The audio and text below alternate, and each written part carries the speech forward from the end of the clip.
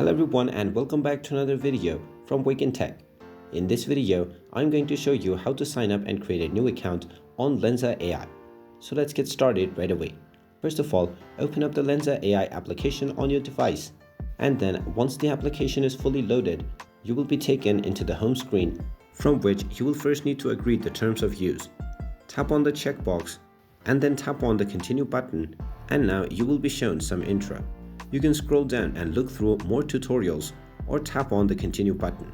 Now tap on the close icon at the top left corner if you only want a free account right now, or enable this toggle and tap on the continue button to start your 7-day free trial.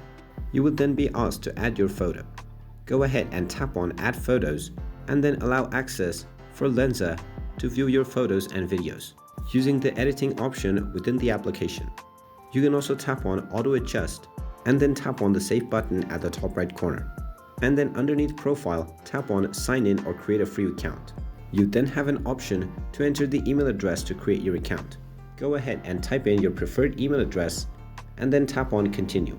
You will then be asked to enter the verification code that has been sent to your email address. So go ahead and check your inbox of the email address that you just provided, and you will find an email from Lensa with the verification code.